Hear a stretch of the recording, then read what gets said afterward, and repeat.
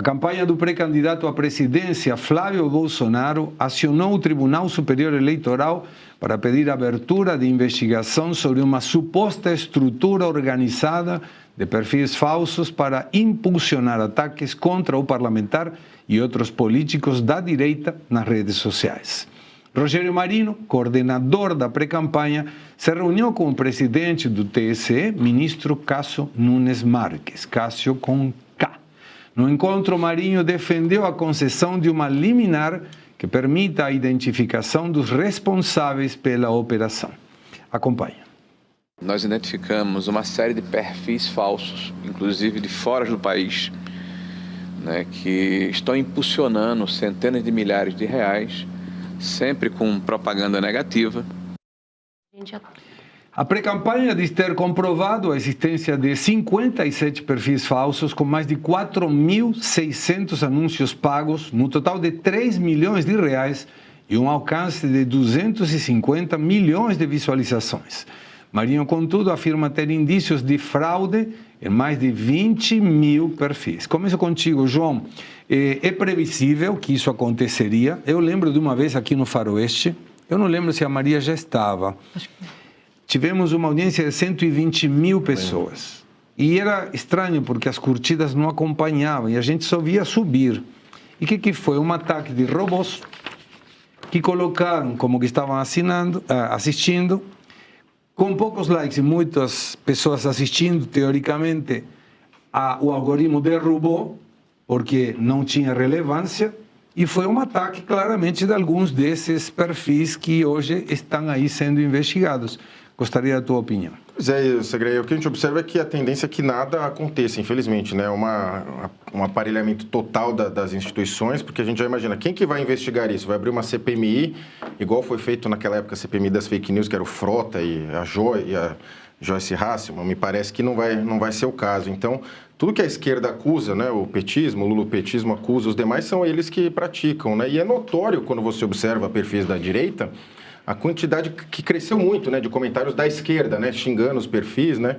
Até teve um recorte que eu postei meu e estava lá, fumou orégano e tal, né? Que antes não tinha tantos comentários, mas hoje tem vários, né? Uns perfis bem esquisitos. Você entra, são aqueles perfis que são... Ele é seguido por muitos estrangeiros, né? Me parece que há uma orquestração nesse sentido, até porque a esquerda não era comum ser tão forte nas redes sociais, né? A gente sempre observou isso. Na população como um todo, né? Uma minoria, mas barulhenta, né? Que vocaliza, especialmente universidades, grande mídia, eles têm acesso a esses vocalizadores sociais. Então, me parece que há esse gabinete do ódio, né? Que eles chamavam de gabinete do ódio, me parece que é bem certo. Lembrando que a Janja já fez reunião com influenciadores, às vezes acontece algum tema da esquerda, algum tema ruim para eles ficam em silêncio esperando o briefing, né, de cima.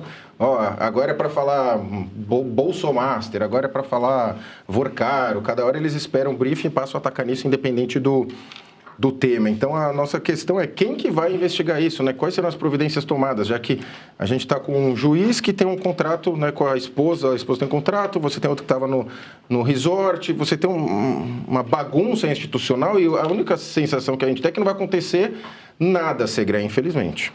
Maria? Olha, Segre, analisando mais a fundo, aparece aqui para mim, né, que você mencionou na reportagem que foram outros políticos da direita alvos desses ataques, desses perfis falsos. Uma das inserções mais comuns, por exemplo, Segre, desses perfis é a associação de Flávio Bolsonaro com as milícias e outros políticos como Tarcísio de Freitas, classificados como traidor. Eles mapearam cerca de 400... eles mapearam que esses perfis falsos têm até 400 seguidores. Coincidentemente, eu trabalho com algumas campanhas e a gente já estava mapeando esses perfis. E é muito curioso como eles operam. Eles são seguidores e eles geralmente impulsionam conteúdos criticando políticos de direita e propagandas, ao mesmo tempo que eles também impulsionam propagandas com tom elogiosos ao Haddad, principalmente, e a políticos da esquerda. Essas contas operam com menos de 400 seguidores e não geram audiência orgânica, então são sempre impulsionados e o que acontece? Eles geralmente seguem uns aos outros e eles vão compartilhando um Twitter, geralmente é no Twitter, e eles vão compartilhando sempre o mesmo post. Então, se vocês repararem, quando clicarem nos hashtags e vocês veem que muitos posts iguais foram compartilhados, geralmente são desses perfis fakes. E é muito perigoso, porque dissemina aí informações falsas, calúnias em relação aos candidatos, né? A associação com milícia é praticamente uma calúnia e um crime. Mas é como eu sempre digo aqui no Brasil, né? As eleições brasileiras são os jogos vorazes da política nacional, ainda mais eleições presidenciais. É um salve-se quem puder e a guerra começou agora. Infelizmente, só está começando. Mas olha o exemplo. Vou dar 2 exemplos que têm a ver com a revista Oeste e vou passar a palavra para o Pavinato, que acontece a mesma coisa no programa dele, que eu tenho a honra de participar uma vez por semana. Aqui, Gilvan Tavares disse: hoje deu trabalho encontrar o programa no YouTube. Fiquem espertos. Entendeu, né? Abraço de Gilvan, de Casa Branca, São Paulo. Quando eu saio todos os dias do Faroeste, entro no YouTube, coloco ao vivo e deveria aparecer o Jornal da Oeste, segunda edição. Mas não aparece. Não aparece. Então, obviamente, estamos com alguma sombra aí que o que a gente fala, e por isso acontece a mesma coisa também com o Pavivi, não é do gosto de pessoas que estão hoje com esse controle. E tem muita gente, inclusive, e muito mais no programa do Pavinato, que é de esquerda e entra só para perturbar. Sim. Mas você já foi na sede do Google? Não. É um povo que anda de patinete. Você espera o quê de um povo que anda de patinete dentro da empresa? Você espera o quê? É um povo com cabelo colorido, anda de patinete. Você quer o quê? Que eles vão gostar de ouvir o quê? Caetano Veloso, Gilberto Gil e essa porcariada. Só. Eu achei que nem tivesse sede. Tem na Faria Lima. É aquele prédio que é assim, né?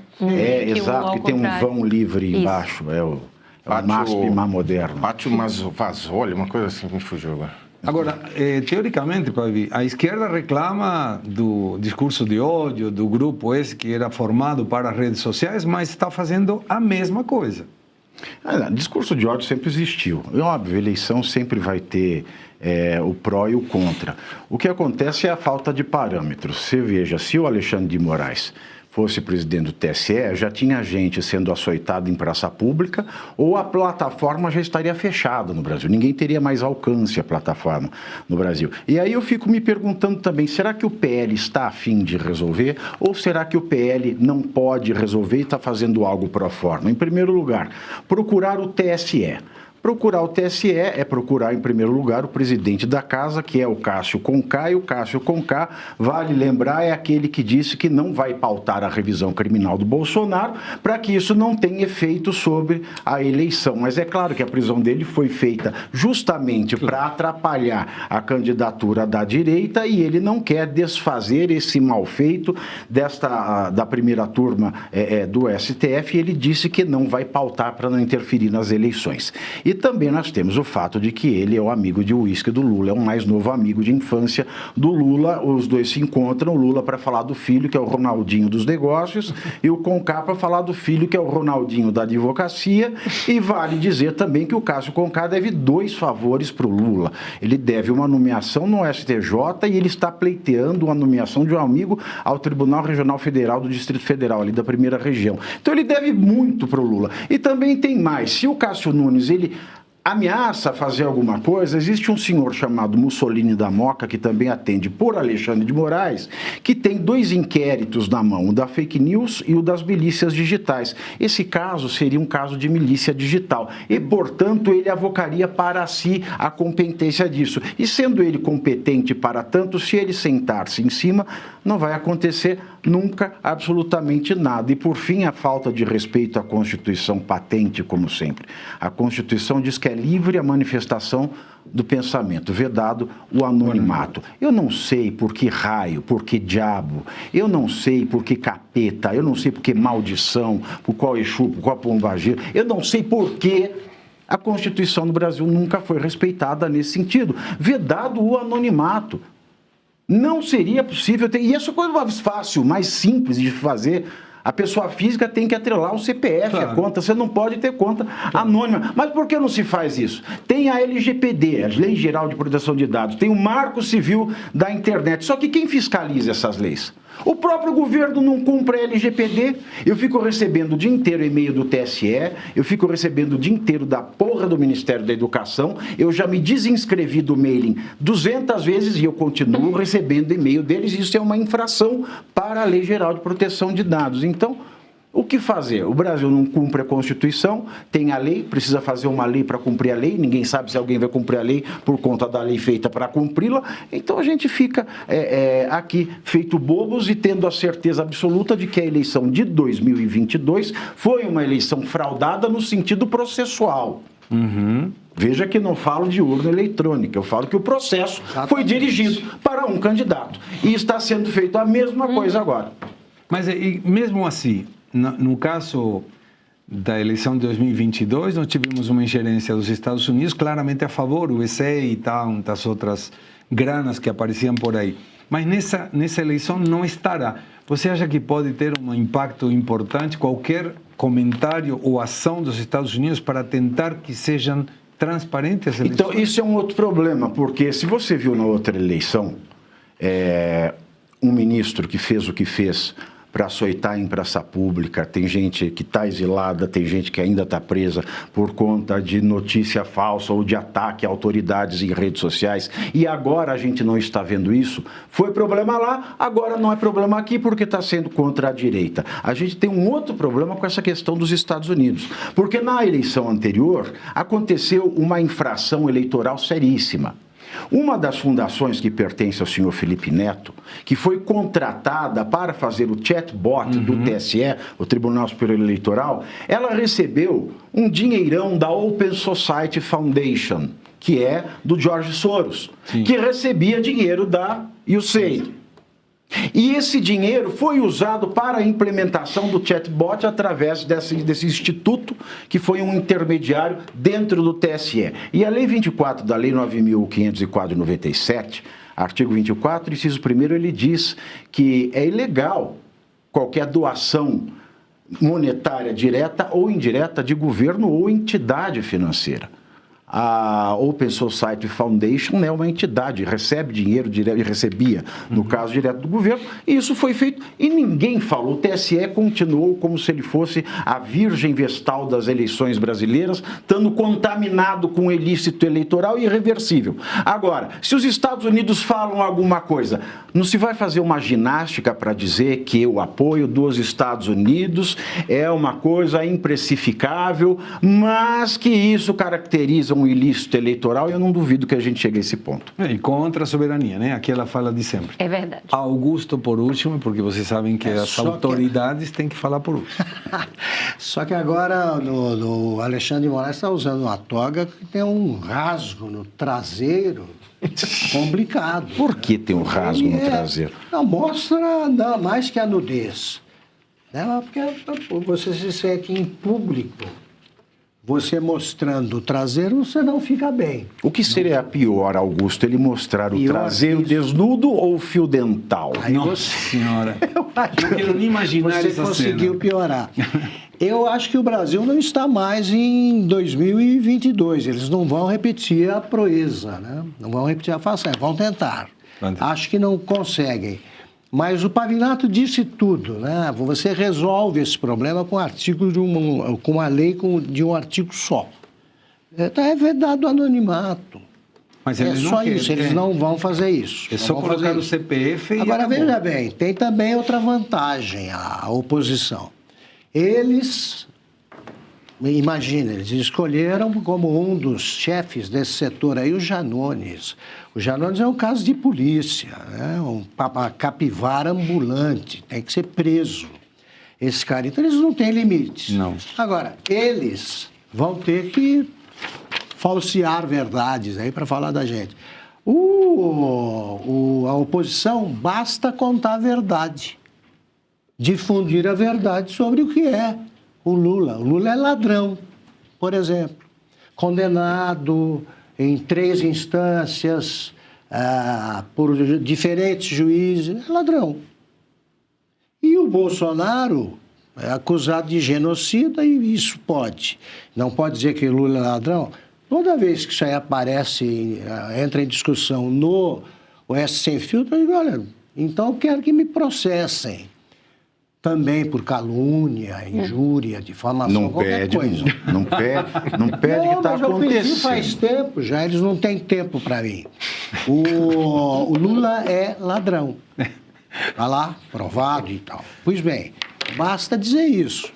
Se o TSE começar a agir como partido, aí eu não sei mais o que fazer, né? Desculpe, Imagina. O telefone do chefe pode. Pode, Augusto pode tudo. Exatamente. Eu aproveito e comento.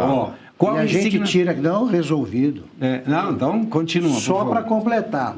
Eu acho o seguinte, o TSE não pode se comportar como partido, como fez em 2022. Se fizer isso, espero algum tipo de reação, estou sendo otimista aí, do Nunes Marques. Sim. Do Nunes Marques. Agora, o que esperar de um candidato analfabeto que tem como os responsáveis pela luta, pela guerra na internet, a Janja, que é uma desqualificada, Nossa Senhora. e como o Janones.